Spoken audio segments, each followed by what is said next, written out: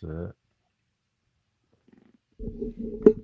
check it out. We back. Yes, Willis Podcast. How you guys doing? How is everybody doing, ladies and gentlemen? Yeah, I would just like to let you know that I truly, truly, truly do appreciate you. Thank you for sticking with me. I'm a little late tonight, but it's all right. It's all right. I'm glad you're sticking with me. I'm glad we're here. Glad we're here together. Absolutely. So, anyway, this is a great show for you tonight. I want you to really tap in with me tonight about this show. I want you to hype me up too a little bit too. I need that. I really need to hype me up. I put on a lot of shows. I put out a lot of content, and I think it's time to y'all to tap in, get me over the hump, man. Monetize. Let me get to that monetization status. But anyway, I'm gonna keep going anyway because once again I will find my true tribe. But yeah, here we go. Tonight's show: racism is self hatred. Yeah, ignorance fears truth. So, what I really want you to understand about the show, we're going to tap into a few things. This episode can hit a little hard for some people, a little bit, because when you flip the conversation from a simple why somebody hates somebody, it ain't always just that. It's deeper. It's deeper issues. It's very more intricate issues. I'm talking insecurity, fear, you know, problems with your identity and confusion, and the refusal to grow. All of these things are deeply seated in why people actually are attracted to being racist and practicing that type of behavior to other beings. But the thing is, racism isn't intelligent. Racism is not a strength. And racism is really self-hatred projected outward. You understand what I'm saying?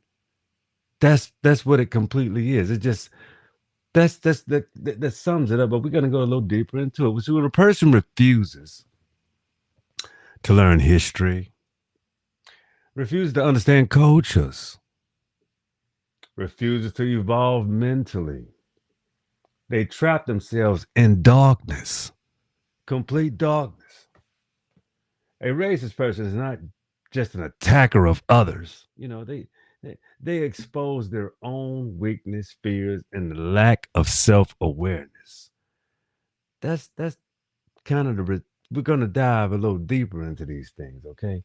So the thing is, we're going to talk about how racism comes from fear of knowledge, you know, because if you really knew the true knowledge of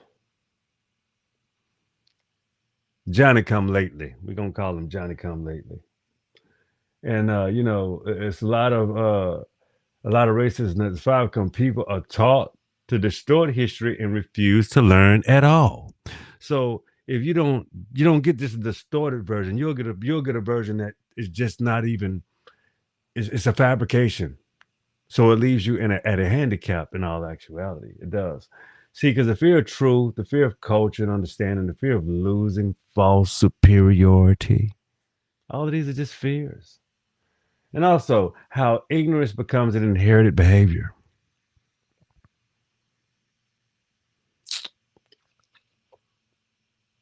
Think about that one for a minute, how ignorance is an inherited behavior.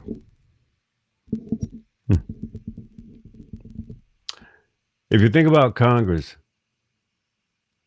they even use that as a tool of, just like Trump does. You know what I'm saying? That's the nepotism, the tool of nepotism.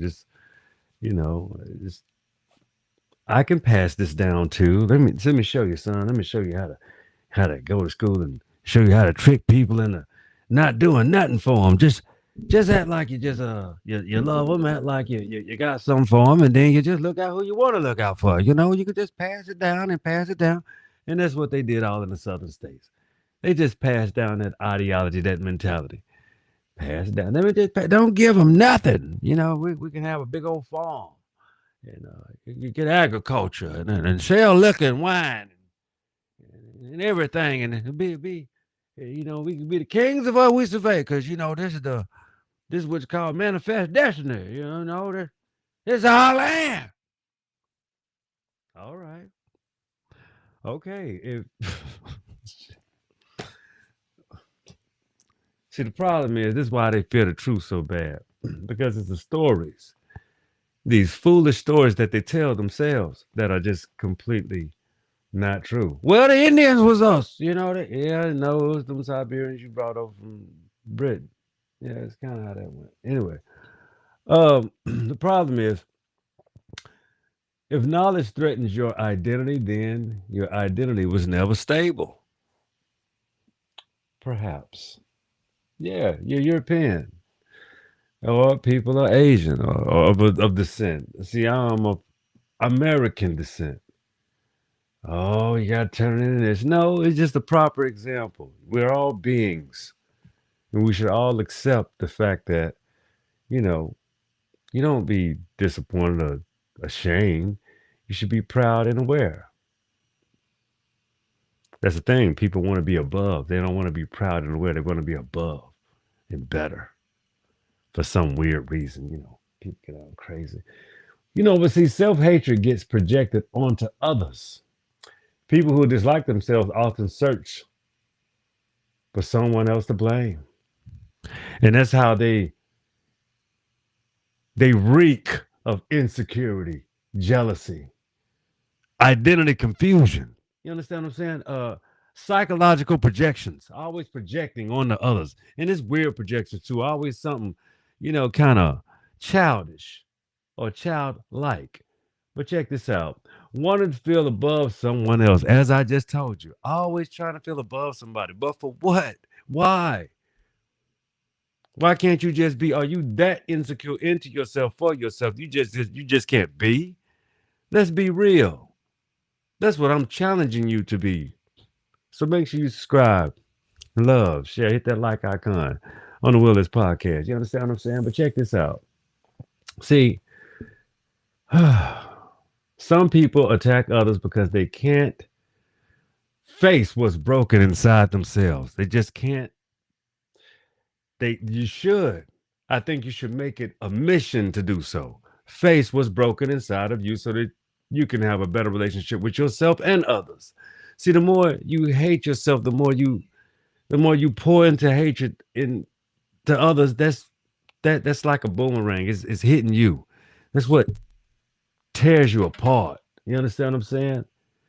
It takes you out of being a person that you're supposed to be, a person that you're actually capable of being, but you refuse to be because you love to hate or hate on or diminish others in order to feel like you're somebody that you're not. You just let's keep going. How about that?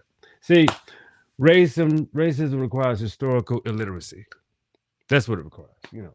You can't honestly study human history until you believe one group owns humanity. That's crazy.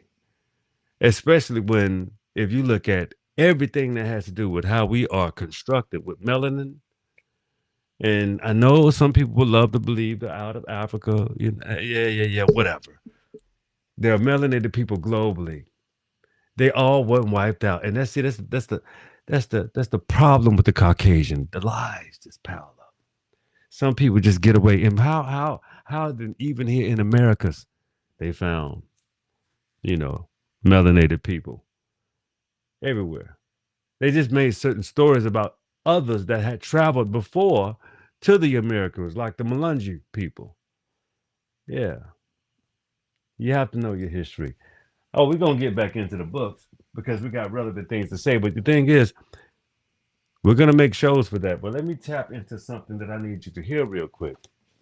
Okay. See, the thing is, ancient civilizations across the globe are completely unsung. I bought a couple more books in here. I would love you to keep reading this book right here, The Voices of a Black Nation. Let me give you a little tidbit out of here. See, we're going to talk about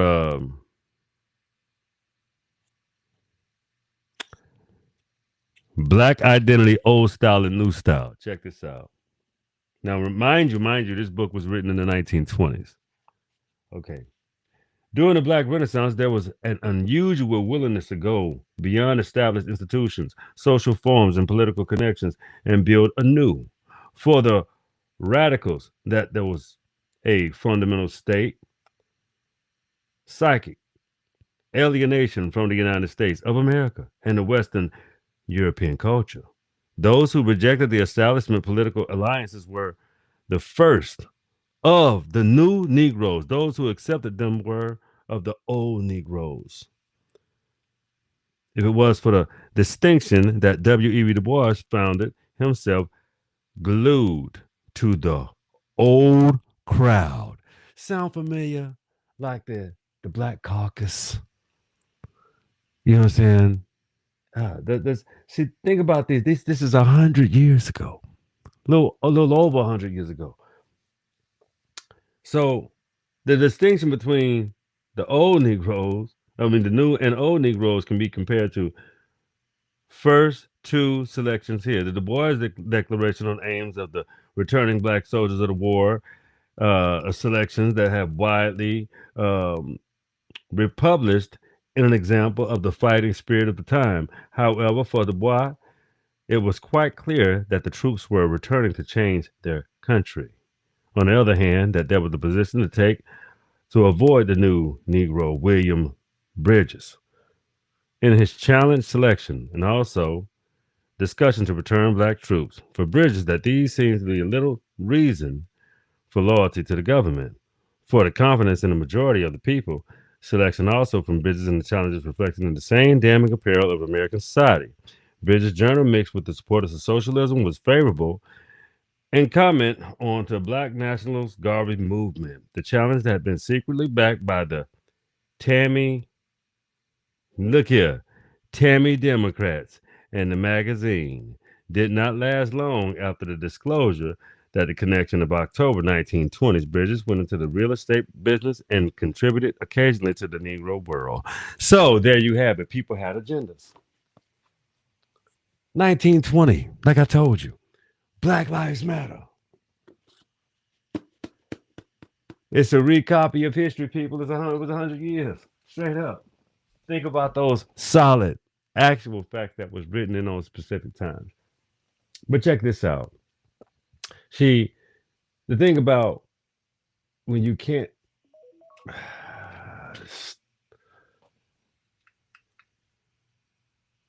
think about this. Contribution from many cultures, but however, history gets rewritten for power. It gets rewritten for power. It gets rewritten for the one that wants to tell their version of the story. But you see how fast and how quick that runs out? How fast and how quick that literally destabilizes their whole ideology. Because they didn't have a real game plan. And everything you did was a recopy, rewrite, and reformat of what was here before. You understand what I'm saying? Like, think about those simple perspectives. So the thing is, what they do is they ignore becoming